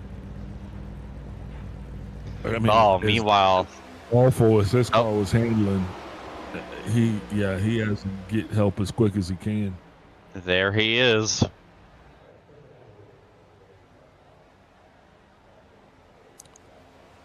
Yeah, and I think Sean knows exactly when he comes in that close to Kenny, he knows where his mark is. And as long as he is not, if he's not catching the 24, then he's not doing what he needs to do to get it done. And I think that's the best time that he could have came down pit road, so he has a true, honest mark. And that is one of the biggest advantages of qualifying well, is getting those better pit stalls towards the end of pit road. Not just because you have less to go to get off of pit road, but you know for a fact where your pit box is, because as someone who qualifies mid-pack a lot, it sucks because it's hard to find your pit box when you start mid-pack. I feel like I'm Mr. Magoo, kind of leaning forward in the seat, squinting. It's like, all right, where's my exit? Oh, it's back there. Crap. But you start up top 5, it's like, okay, I have a much better idea on where I actually need to stop. And it just saves you, it may not always save you seconds, but it takes a lot of the stress and anxiety out. Well, the deliberation coming off of pit road is gone, because, I mean, you know your speed to get to your box. Once you're in your box, at that point, you're on the relative trying to beat everybody off, and you don't have as long to go to do that. And that's where everybody gets excited, is on the exit. Mm-hmm. How are they going to get you? They're going to get you exiting. And as you've seen, Jay Haney brought it down pit road. Paul Olson brought it down pit road. Yeah, I'm seeing 3 cars out front. Mark Sanchez, Bacon Zelenka, Randy Drumhill. These are the 3 guys that run the lead right. Everyone else is going to be waiting to see how these guys are going to tackle their green flag pit stops, because that's going to be the delta. That's going to tell everybody else how fast or slow they need to go to make this thing happen. And I was looking at the times on pit road there. Oh, here's Sanchez. Whoa, hell. Set drive for show. Pit for dough reference that we were making. Well, we certainly put on a show there, that's for sure. Get her angled down. Watching these pit times, Randy Drumhiller 14.1. Bacon Zelenka had a 13.9 second pit stop. And then you look at Kenny Powell and Sean Signor both having 14.4s. Shared that with Jay Haney. Olson with a 7. And the last guys that just rolled out, Mark Sanchez 14.4, Randy Drumhiller 14.2, respectively. So that's 0.2 of a second. We'll see how that factors into everything. But I think we made it through green flag pit stops unscathed. 1 car left. That's the 45. He's down on the road now. Bacon Zelenka. We'll be watching his time, seeing if he can make it out unscathed. 4-tire fuel stop for Bacon, 14.2 seconds on the clock. He is back out. And everybody's right in there. 0.2 of a second separating the key players there on pit road. And that means now we're going to race it out. With Bacon just falling in behind Powell as he makes his exit. And you see you got that 7 car, Sean Signori. He is right there as well. Sean's going to be trying to come up onto the back of Powell to keep Powell, basically to keep him in check, to let Kenny Powell know that, hey, look, and Sean has to push that 24 as hard as he can right now. And I don't know if Kenny knows what we know or not. And I don't even know if Sean knows what we know. But that is, his car sucks in the long run. Yeah, so makes you wonder if he's going to factor that in and try to take it easy at the beginning of this final run. Yeah, got the 5 and the 49. That's Jeremy Clapper Newell and Greg Wachinski coming down pit road right now. Both of these two being scored 3 laps down. This will be their final stop as well. They're going to be trying to come back out here, trying to beat the leaders. Don't want to go 4 laps down. But right now, that 24 car, he is out front doing the do. Got the 7 car in chase. And that's going to be the story right now. Those are the storylines that we're looking at. And it's going to take the 7 to keep the 24 honest. Yeah. Yeah. Well, see how hard Kenny tries to fight it if Sean does get any closer here. And also makes you wonder what that 19 car has up his sleeve, since we saw him be the fastest there on the long run.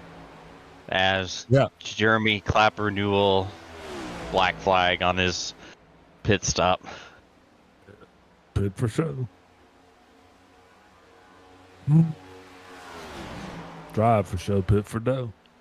Those small mistakes, they take you off, take you out of the equation completely. They remove your piece from the board. You cannot afford to make small mistakes, especially at this juncture in the race. Everything matters. We're watching Kenny Powell, Sean Signor, these two guys knotted up across the boards in a lot of ways. As a matter of fact, the top 4, 14, 4, 14, 4, 14, 4, 14, 4, all the way through. And that's what's getting it done right now.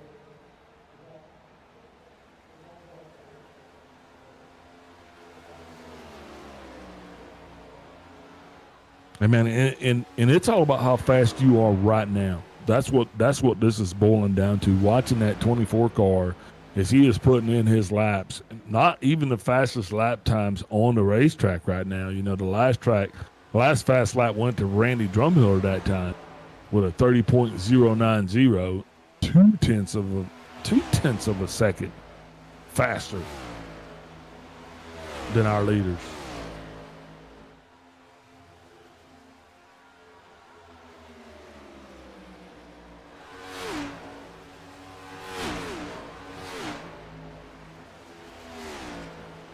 Mark Sanchez there now jumping in, throwing his hat in the ring with the fastest lap that time. So we're not even seeing the fastest lap times coming from the front of the field. Some of these are coming from the back of the field. It just lets you know that, look, there are a lot of guys that might not be up front right now. That doesn't mean they're not still alive.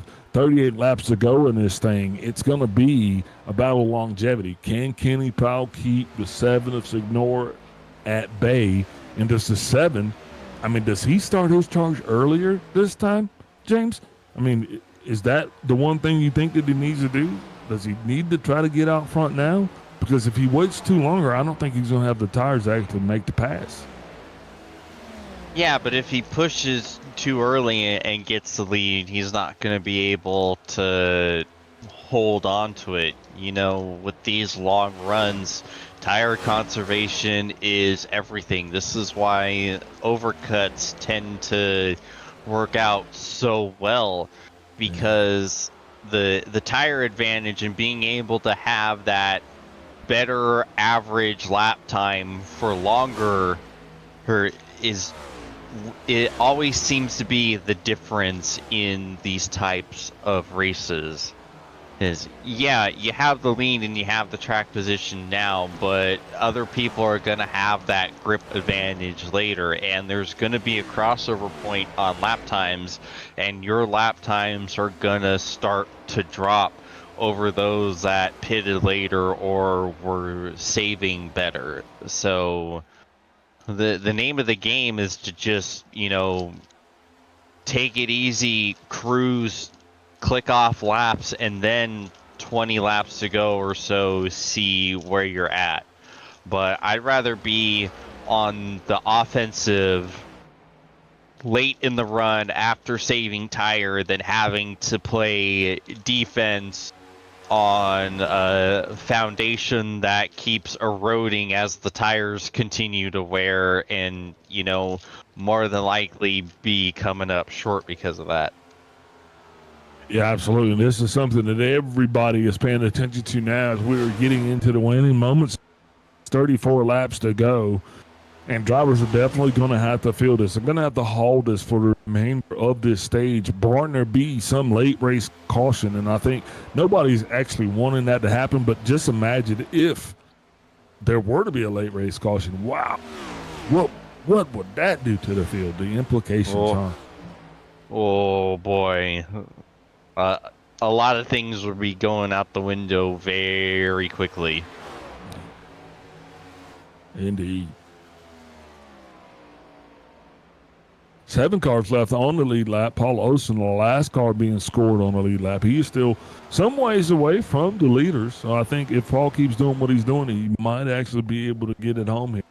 On the docket, further back behind the leaders, that is not starting to let itself up anymore. We're watching intently, though, seeing if the 19 can possibly maybe make his way, find some kind of way to get momentum. Also, you got the 29 of Mark Sanchez is kind of struggling in the back. They're not struggling, but he's just kind of posed up there, posted, posted.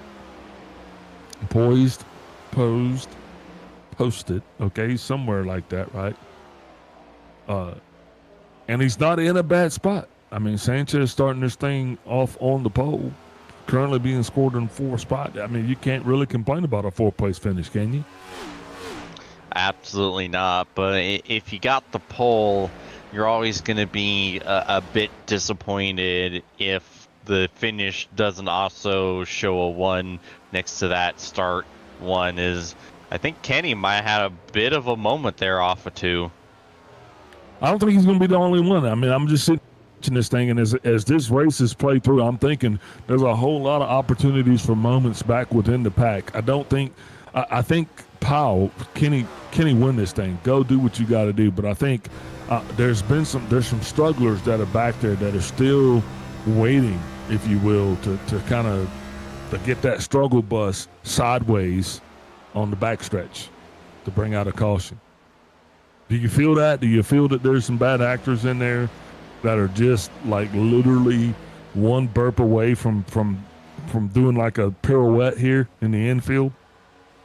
Absolutely, especially with this trio here. These guys are probably going to start racing each other fairly hard because this might be the battle for the win, because you see how much time they picked up over the lead duo of Pal and Signore over the last few laps. Heaney leading this trio, he's just about at a 1.5 seconds now, so they're probably going to be passing those two within the next 10 laps or so, which means then they have to start turning their attention to each other. So you're telling me that while we were sitting here, the 46, what's he doing? That's not good. That's not a place to park. Oh, yeah, you see the smoke. Oh, man. He's still down there trying to make something happen. Take the tow, brother. Put it on a hook. Yeah, I don't think that drive wheel's connected no more. And see him, he's chasing her. Manny comes Oh, right in. going hiding full the Ryan thing. Priest. Oh man, that is a nasty impact. Yeah, look at that left rear. He's still there. Take the toe, man. Take the toe. Put it on the truck, brother. Yeah, you're hoping that doesn't bring out a caution, though, that he is like And he is also a still great there. control. There he There is. he goes. Man, hey, look, I've had girlfriends like that just would take the hint, you know what I mean? It's like, take the toe, chick, take the toe, right? Damn. Damn. But look, sorry, but woo, there it is, man. Now, you called this because Kenny and Sean, they're not necessarily driving this truck right now. You got to look at the guys that are coming. I mean, when they're bringing some heat, and that heat's coming in the form of Jay Haney. Last lap was the fastest at a 30.441. Then behind him, Randy Drumhiller, Bacon Zelenka. These guys are all putting down the power, the prowess, the power. Look, I know all kinds of P words, right? I think the one that might be in the catbird seat here is Sanchez. I think he might be the fastest of the top 5. Now, we always talk about this, because we are coming into that. It's 24 laps to go in this thing. It is one thing to catch them, but it's something totally different to pass them. So these guys are feeling go time, and Powell felt it. He just kicked it up a notch. You can definitely tell that he is running with a little bit more vigor. He knows that he's got a Sean, I don't think there's anything Sean can do. I'm hoping that maybe what we saw in the first 2 stages and going through the end of the beginning of this stage, maybe we're one-offs, but I think he's done. And we're watching Sanchez now. He's making his move. Coming up on the inside of Jay Haney. Haney not having anything whatsoever for the 29. Yeah, those little bit fresher tires paying a huge dividend for Sanchez, being able to make that pass pretty easy. I mean, you can't think Haney might have made a bit of a business decision there to help him out, but yeah, like I said, I think that 29 car is in the catbird seat. Yeah, beautiful racing all the way around. Beautiful weather for racing today. I mean, this track temp still sitting at 78 degrees. Only 72 degrees in my just hanging there at 11 miles out of the west. Still hanging out under mostly cloudy skies. Like I said, the Heartland is really giving us some of the most amazing weather we could have asked for. And our drivers are giving us some of the most amazing racing that we've seen here. And then for this to be playoff racing, I mean, I'm thinking, yeah, wow, we're really getting our money's worth. Big shout out to that 24 team. They could just keep it going here, man. And if that 7 can kind of keep it pointed in the right direction, I think that would actually be a fair finish here this evening. Yeah, I mean, these have been the 2 best cars for a good chunk of the race. So far, the march to the front has slowed a little bit for Sanchez and company. They haven't been catching as quickly as they have the previous laps. I think the dirty air might be starting to take its toll. Yeah, that and the dirty Powell. I mean, he picked up what they were putting down, and he just kind of put his throttle down, just kind of like to counteract what they were doing, and that just allowed his lead to kind of stay where it's been. The only car really been behind him that we've been watching, like I said, that has been Sean Signor. Sean not having any kind of ability to kind of close that gap. But Mark Sanchez, he is still the fastest car. Lap in, lap out. We're watching this dude as he was burning his 30.457 on the last lap. Dirty Pal sounds like something we're not allowed to talk about on YouTube. We've got volumes of Dirty Pals. Need to go to print with the Dirty Pals.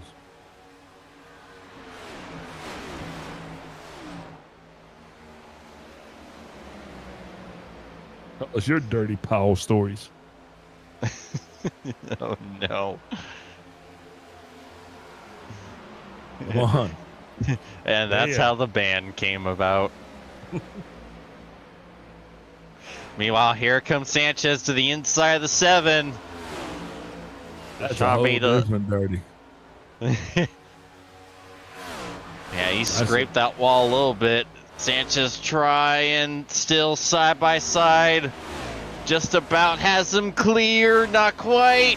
Oh, he wanted to take it. Sean's going to put his elbows out on that one. He is not going to get the dirty Sanchez without a fight. Now, he got the dirty Powell, but the dirty Sanchez, that's a different story. And right now, Sanchez disappearing. Yeah, his connection isn't looking all that good. It's starting to stabilize now. Something like that. Yeah, all right, he should be fine now. But yeah, it dropped a little bit. Looking like a Pennsylvania dad there, Mark Sanchez, there for a minute.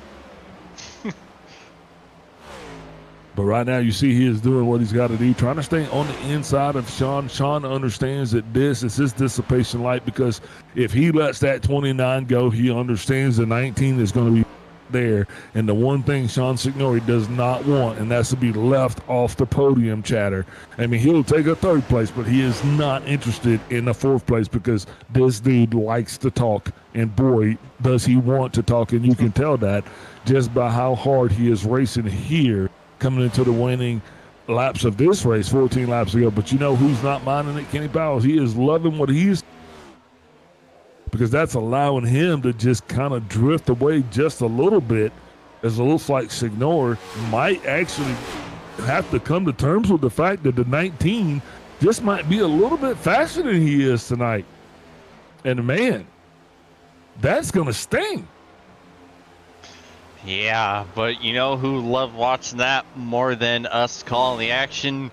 Kenny Powell, because that wasted a few laps for Sanchez and some life off of those tires. So that might be the lifeline he needed. And I'm going to say one more person is probably pretty happy with that movie, that move also, and that's Mama Haney. Jay's mom watches this race, and she loves watching Jay race. I'll tell you what, when Jay actually just passed Sean Signori to actually take a podium spot here at Kansas, oh yeah, you best believe Mama Haney jumped up out of the chair and went, woo, go Jay!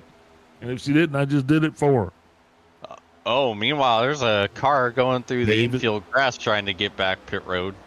That's the other David. That's David Gervais. Ain't nobody cheering for this guy. Damn. Damn. Damn. Damn. I love Gerbil. That man had a family. Good gracious, Big Al. As God is my witness, he is broken in half. Kenny Powell still the man to beat here with 10 laps to go on the docket. Going to be watching this thing. And I'm going to tell you what, it has definitely lined itself up to be a playoff race with playoff caliber contingents. We had playoff conversations. We had playoff debates, debacles. We had a playoff scandal. But you know what? At the end of this thing, we're going to have a clear playoff picture, because somebody else is going to get in. I guarantee you that the winner that we had this last week will not be the winner that we will have this week.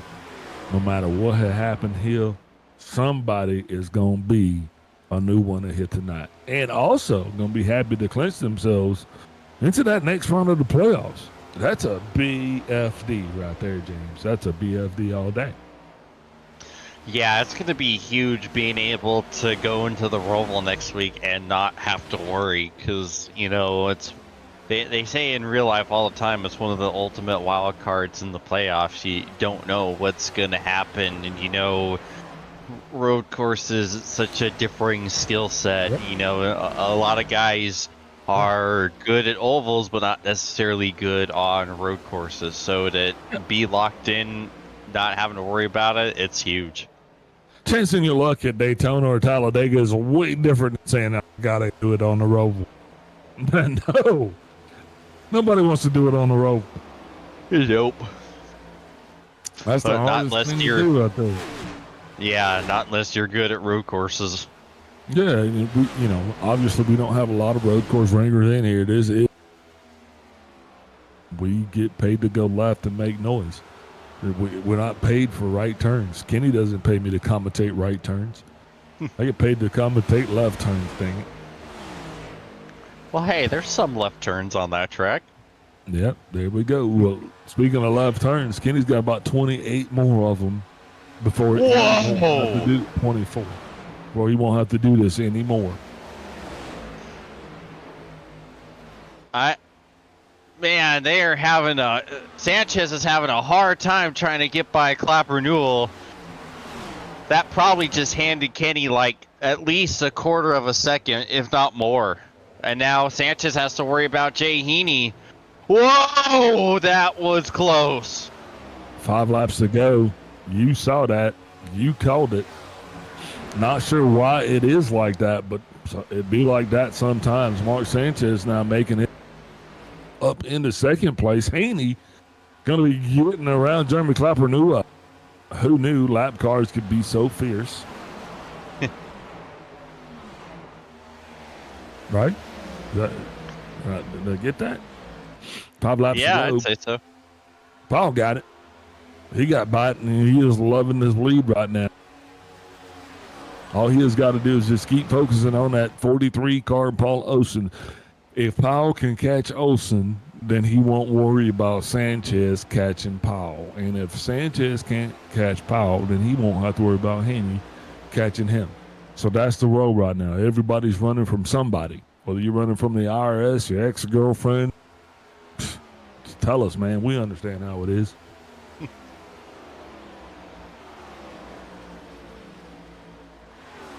3 laps to go.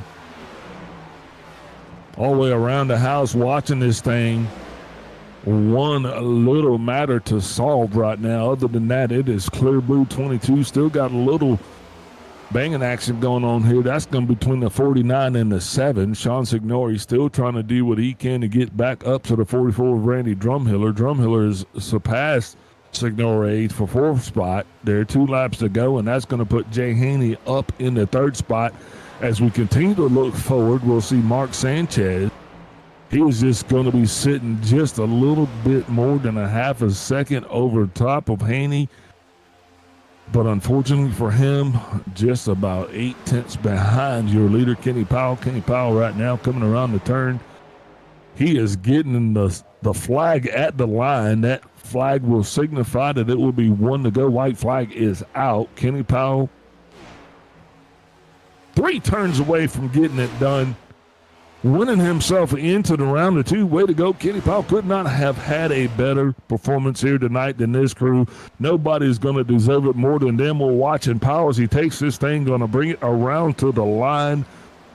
And they are going to be invigorated down there at that gas and go 24 crew. Long overdue this one for these guys. Caution flags out. They're going to take it. And that's how we're going to bring it down here tonight. We'll have Mark Sanchez unofficially coming across in 2nd with Jay Haney, rounding out your top 3. This race had playoff implications. So as we're going to say this 3 more times before we leave you tonight, Kenny just raced, and he is one of the 2 to 10. James, you want to run through the order? Yes, sir. Your winner, the 24, Kenny Powell. Mark Sanchez will come up just a little bit short in 2nd. Jay Haney in 3rd. Andy Drummiller and Bacon Zelinka rounding out the top 5. Sean Signore, Paul Olsen, David Gervais, Greg Wyszynski, and Jeremy Clapper Newell rounding out the top 10. Jay Collins, Vincent Crowe, and Shane Paris will round out the field. This 13 car field watching that 24 car with Kenny Powell coming to rest at the Advent Health 400 sign. Just a fitting pose for a fitting crew. And these guys really deserve it. Let's take a step away here real quick. Get it one last word from our sponsors, and we'll be back with our post-race show.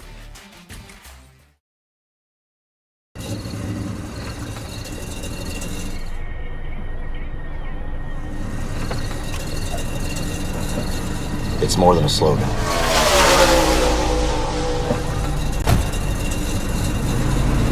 Whether you're on the track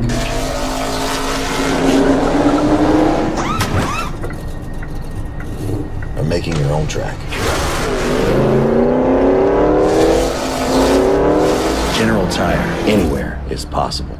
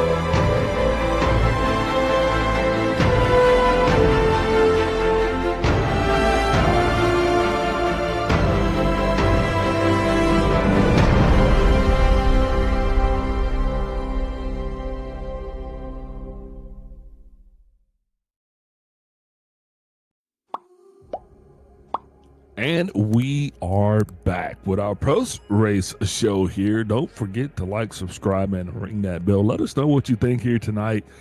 Wow, tonight this is a special one for me as I am joined in the booth by our third place finisher, none other than Jay. Congratulations to you, sir, for bringing it home in third. Well, thank you.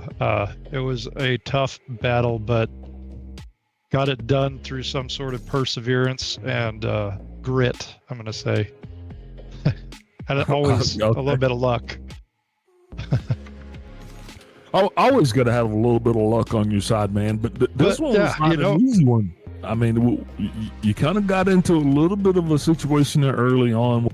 So, in just a little bit of a hole you had to dig out of, but you guys kept your head down, you kept digging, you kept persevering, and you brought this thing home on the podium. So that's got to make you feel pretty good, right? Absolutely. I feel like with the run I've been having, I had a pretty good run at Charlotte. Been a couple others that have been cut short by one mistake or another. And tonight, no different than any other night. Just, accidents happen, things happen on the track, off the track. Get back in the car, go racing, make what you can out of it. And tonight was able to pull off third place finish finally. And you know what? It's not just that. I mean, you've been on the podium at least once already this season, but doing it in the postseason, that's when you know that you're actually you're getting your shot group where it needs to be. That's got to make you feel good. Absolutely. Yes, sir. So, was Mom watching this one tonight? I hope so. I think her and my brother were watching. He's back in town from Illinois, so I think they're having themselves a nice Thursday night, and glad I can make it a little bit more special for them both after a hard day's work for my brother and Mom just hanging out watching. So always feels good. It's good to be up here in the booth with you guys. Man, we're glad to have you, and hopefully we made their nights a little special too, man. Good to see you up front. You guys definitely deserved it, Jay. Who are you going to shout out tonight for all your hard work? You're getting this thing done and bringing it home here, third overall. Teammates, Randy Drumhiller, and then, of course, Michael Connie Sim Performance for providing an excellent setup tonight. And then you guys up in the booth and the whole ISCA crew and staff that makes this thing happen. All right, man. Like I always say, don't party too hard. It was a pleasure watching you perform, brother. Hey, can't wait to see you next week. Good luck at the Roval. Right on, man. Can't wait. All right, that was Jay Haney, your third place finisher overall. Next, we'll be joined in the booth by Sanchez, and he'll be with none other than James Watson. Yes, sir. Mark, James in the booth. You got a copy? Yeah, I got you. Alrighty. Well, it was a heck of a run for you tonight. Ultimately, just came up a little bit short. Do you think you had anything for Kenny there at the end, or did the pit strategy just not line up like you needed it to? No, I think I did. I had a hard time getting around Sean with, I don't know how many, 10, 15 laps to go. I can't remember. And that cost me, I think, my chance there. Tires got pretty hot trying to get around them, and we battled for a good 3-4 laps. But I think if I'd have been able to pass him clean in one lap, I think I would have been able to at least got to Kenny's bumper. Yeah. Also, it didn't help that there was some lap traffic there towards the end. That looks like it might have cost you a couple tenths there as well. Yeah, it's unfortunate that happens with drivers, but that is what it is, I guess. Yeah, take us through the beginning of the race. It looked like you were just kind of maybe taking it easy there, or just trying to turn laps and save tires a little bit. Yeah, I just wanted to get a clean car to the end and try and, fight the leaders. I figured I'd be racing Vince and Sean today, but it turned out to be Kenny, so congrats to Kenny. Yeah, and Jay. All right. Yeah, well, it was still a heck of a run there for you. Almost brought it home. Any sponsors, plugs, and shout-outs you like to give? Thank you guys in the booth. Kobe, Kenny, teammates. I'd like to thank my wife for taking care of the kids while I play around on the track here.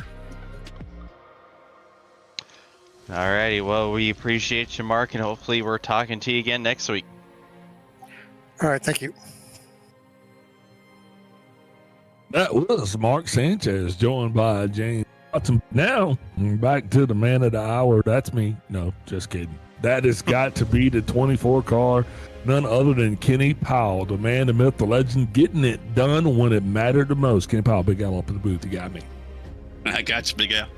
Hey, you showed up here tonight, man, and when you guys, you knew there was only one door open on that trailer. So when you came out, you only had one way to get back in there, and that was with a win. And that's I know that's the way it felt, right? It had to have. It kind of did. I tried to mess it up, though. I had a couple of mishaps there, from starting from the pits to spinning on my pit stop and almost running out of fuel. That's why you didn't see me do a burnout if you missed that or showed that. Yeah, I ran out of gas on my cool down lap. I figured that out there when you parked it on that Advent Health sign. I was like, well, not even a burnout. He knows we're going to judge those. So, yeah. But, so what happened with starting from the pits? That was not part of the plan? Because we talked about that up in the booth, and I was like, hey, that it kind of went with the keys of the race. No, this was supposed to be a G&G show up at the top, qualifying P2, and just had a administrative error and didn't get the grid set. And the extra time delay that I normally do, and I lost track trying to figure that out. Lost track of the time, didn't get gridded, so I started from the pits. So in the pits, which was at a disadvantage because we watch you struggle to kind of catch up there. There was a caution in stage one that did allow you guys to kind of bring that gap up, but stage two, you were back up. You were in third place there, kind of starting off stage two, if my memory serves me correctly. And that was a different race for you. Stage two, you guys did what you had to do. But ultimately, when you came into stage three, the conversation that we were having is that you were the car to. Awesome. Yeah, I statistically, Kansas is my best track. I do like it. So, it was a good race. So the last stage, because, there's a lot going on here at Kansas. There's a lot of lines we got to setup. We got the new car. All of this. This is the first track where we've really actually been able to feel all of the benefits of the new setup with the new iRacing at this track. And this track was perfect for it. So, do you like it more than you did, or is this your thing here? I mean, how did it feel like it was? Did it feel good? It felt good. I didn't feel like it felt much different than the last time we were here. Felt probably a little bit better. The car wasn't quite as loose for me. The car just felt in the track, and it felt good. Perfect. You're going to find a lot of drivers that do not echo your sentiments. Our story that we heard here, that was the story of the evening, but you guys seem to have it done. I knew you were having a little bit of problems in the long run. That seemed to be the majority of folks' problems. Some a lot worse. You not as bad. No, I definitely have a long run car here, and it's kind of hard to judge the first run because I did start from the pits. The second run, I just took care of my stuff and wanted to be in a decent position. Third round, I just knew if I took care of my tires and long run, I would I'd catch or be up at the front. And sure enough, I just was patient and walked down Bacon and Sean right there in the latter part of the third stage before we pitted, and felt good taking the lead, walked away with it, and was feeling really solid about the race at that point. I just didn't need to make a mistake, and like I said, I did going into pit road, but glad it didn't cost me more than it did. You pitted for the dough tonight, Mouse. Congratulations to you once again for being the big dog, getting it done. Kenny, who you shouting it out? Hey, you have locked in your position. And yeah, feels good. And those extra points too, for winning the race definitely make me feel a little better too. All right, so who we shouting out? Of course, you guys in the booth. Appreciate y'all. And G&G Racing team, Mark, for putting in the work. He does most of the racing for us these days. I'm just kind of piggybacking a lot. So I appreciate Mark for that. And, Mark for his second place. Jay, good run, Jay. Shout you out. And I'll shout out Vince for not being up front. Love you, Vince. All right, that was Kenny Powell, your race winner here tonight. I'm your host, Big Alan. As we're wrapping it up here in Kansas, the heart of the heartland, James, I'd be remiss if I didn't ask you what you wanted to end this note on. Just ending it on talking about a fantastic finish there and some good pit strategy rearing its ugly head. And yeah, we were in complete what's the word I'm looking for here?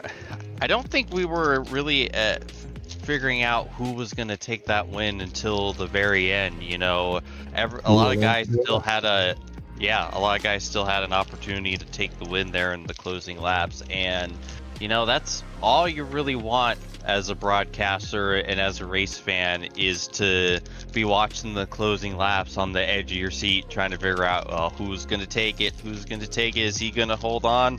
And yeah, fantastic job to Kenny for holding off Mark and getting a huge win to get himself into the next round.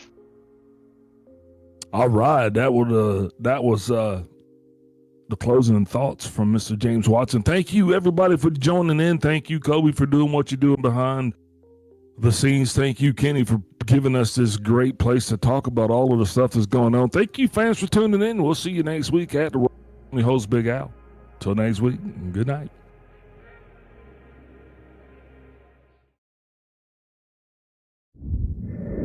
I found the ISCA after I'd been in the service for a long time. I'd been in iRacing for well over a decade and spent most of my time in NASCAR series, a lot of fixed racing for the most part, and really just got to a point in my iRacing career where I really wanted to get involved in open setup racing versus fixed, partially because I was just looking for a little higher level of competition, maybe a little cleaner driving, and maybe get away from some of the challenges that go along with fixed racing on the service. And it took me a while as I was really searching out leagues, because I kind of had a very specific thing I was looking for. A, I wanted to be an established league. You know, B, I just really wanted clean, quality drivers to be racing around. And once I found the ISCA, I found out really quick that it was going to check all those boxes, and I've been with the ISCA ever since.